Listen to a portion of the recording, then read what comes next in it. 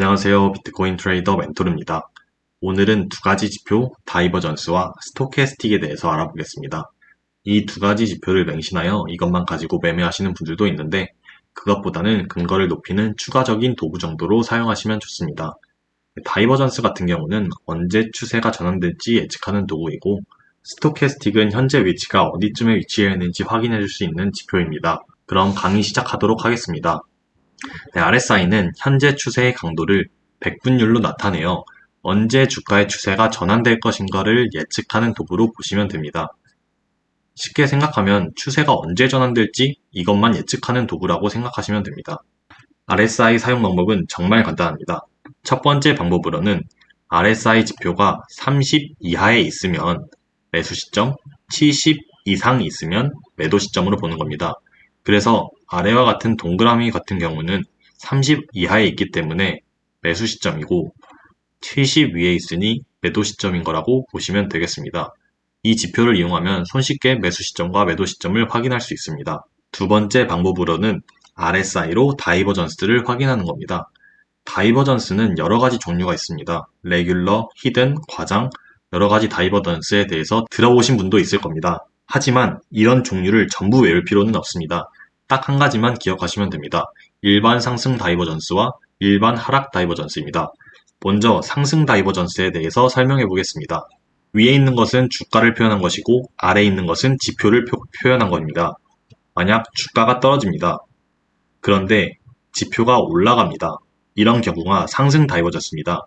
기준을 지표로 두고 지표가 상승하는데 주가가 지표의 반대로 가면 상승 다이버전스구나 라고 외우시면 됩니다. RSI 상승 다이버전스를 보는 거니 RSI가 올랐으니 상승 다이버전스구나. 그러면 주가는 현재 떨어졌지만 다시 오르겠네 라고 외우시면 되겠습니다. 반대로 하락 다이버전스는 주가가 오르고 지표가 하락하는 경우입니다. 이것도 마찬가지로 지표가 하락했기 때문에 하락 다이버전스가 출현했구나. 하락 다이버전스 발동이니 주가가 현재는 오르고 있지만 이제 추세를 전환해서 다시 떨어지겠네 라고 생각하시면 되겠습니다. 어렵지 않죠? 그럼 첫 번째 방식과 두 번째 방식을 혼합하면 다음과 같습니다. RSI가 30 이하일 때 상승 다이버전스가 출현하면 매수 신호로 해석합니다. 반대로 RSI가 70 이상일 때 하락 다이버전스가 출현하면 매도 신호로 해석합니다. 이처럼 30 이하이면서 상승 다이버전스가 발현한 것을 보실 수 있습니다. 그러면 추세가 전환되고 상승하는 것을 확인할 수 있습니다. 또한 70 이상인데 하락 다이버전스가 발동한 것을 확인할 수 있습니다. 이처럼 하락 다이버전스가 발현했을 때는 하락하는 모습을 확인할 수 있습니다.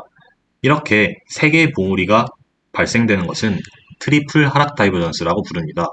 또한 이렇게 일반 다이버전스 이 두 개가 떴을 때도 이 파란색 음봉으로 크게 하락한 것을 확인할 수 있습니다.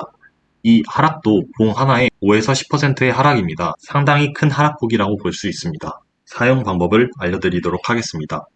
지표를 누릅니다.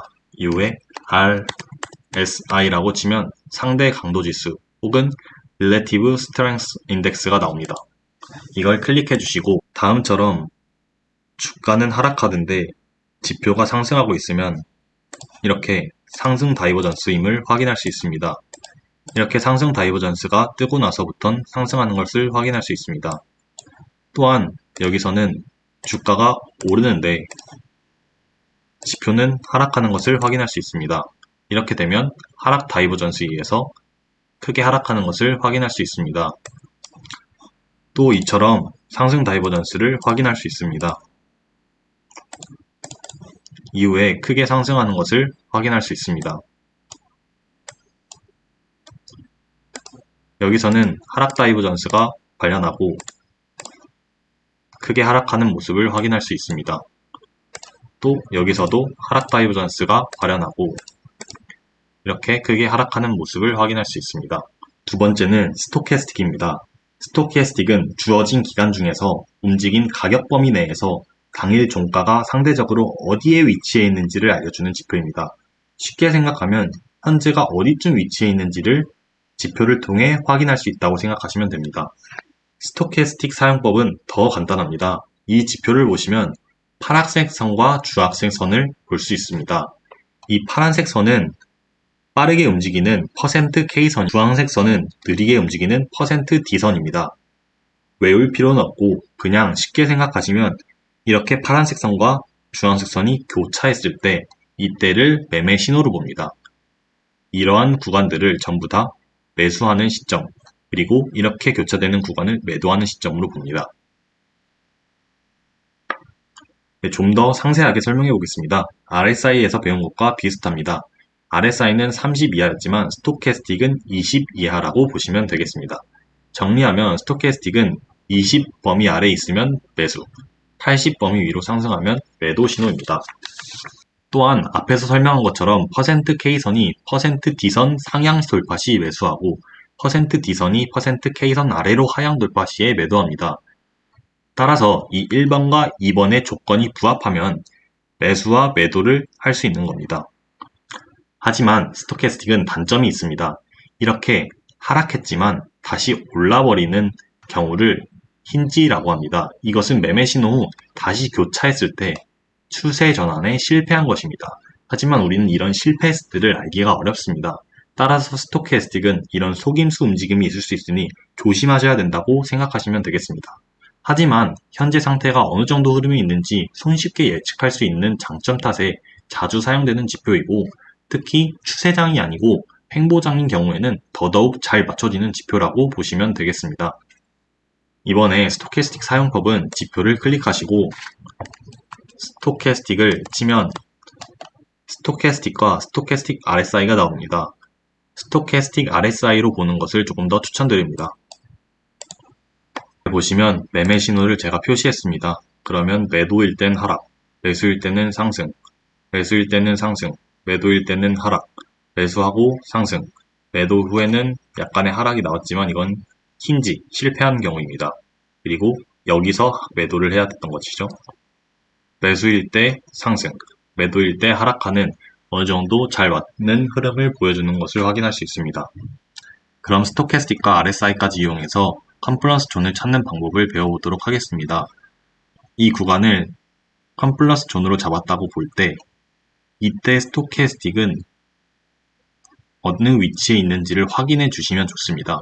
만약 이것처럼 매수 신호가 아닌 매도 시그널이 뜨고 있을 때 매수를 한다면 조금 확률이 떨어질 확률이 있겠죠.